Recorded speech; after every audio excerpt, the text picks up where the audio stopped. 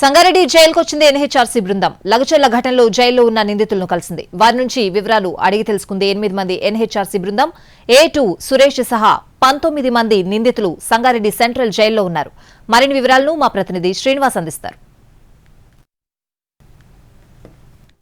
Sangareddy central జైలుకు కాసేపటి క్రితమే జాతీయ మానవ హక్కుల కమిషన్ చేరుకుంది. 8 మందితో కూడినటువంటి బృందం ఆ లగచర్ల కేసులో నిందితులుగా ఉన్నటువంటి వారితో కాసేపటి క్రితమే అక్కడ వారిని విచారిస్తుంది. మనం చూసుకోవచ్చు, ఇదే సంగారెడ్డి సెంట్రల్ జైలు వద్ద మనం ప్రస్తుతం ఉన్నాము. ఇదే జైల్లో లగచర్లలో, వికారాబాద్ జిల్లా లగచర్లలో కలెక్టర్పై దాడి ఘటనలో 19 మంది ఇదే జైల్లో రిమాండ్ ఖైదీలుగా ఉన్నారు. ఈ నెల 11వ తేదీ నాడు ప్రజాభిప్రాయ సేకరణ, ఫార్మాసిటీకి సంబంధించినటువంటి ప్రజాభిప్రాయ సేకరణ కార్యక్రమం ఏదైతే ఉందో ఆ సేకరణ కార్యక్రమానికి అక్కడ అధికారి జిల్లా కలెక్టర్ వెళ్లారు. జిల్లా కలెక్టర్ వెళ్ళినప్పుడు అక్కడ కలెక్టర్ పై దాడి చేశారు. ఆ దాడిలో ఏటుగా ఉన్నటువంటి సురేష్ ఎవరైతే ఉన్నారో సురేష్ ను కూడా ఆ ఘటన జరిగిన తర్వాత పరారీలో ఉండగా ఈ నెల 19వ తేదీన అతను పోలీసుల ఎదుట లొంగిపోయాడు. అయితే అప్పటికే ఇక్కడ 16 మంది ఖైదీలు ఇదే జైల్లో రిమాండ్ ఖైదీలుగా ఉన్నారు. అయితే 19వ తేదీన సురేష్ కూడా లొంగిపోవడంతో సురేష్తో పాటు మరో ఇద్దరిని కూడా ఇదే జైలుకు తీసుకురావడం జరిగింది. మొత్తంగా 19 మంది అయితే ఇదే సెంట్రల్ జైల్లో అయితే వారు రిమాండ్ ఖైదీలుగా ఉన్నారు. వీరితో ఇప్పటికే కూడా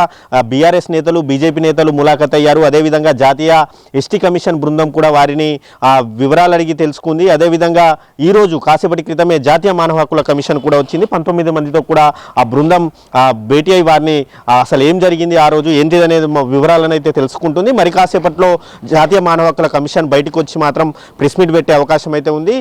ఇదే ఘటనకు సంబంధించి మాత్రం ఇప్పటికీ పలు దఫాలుగా చాలా మందిని విచారించారు. కొంతమంది అనుమానితులను అదుపులోకి తీసుకొని విడిచిపెట్టారు. అయితే ఇదే ఘటనలో మరికొంతమందిని కూడా ఇప్పటికీ రహస్యంగా విచారిస్తున్నట్టు మాత్రం సమాచారం అయితే ఉంది. కెమెరామెన్ రమేష్తో శ్రీనివాస్, NTV, సంగారెడ్డి జిల్లా సెంట్రల్ జైలు నుంచి.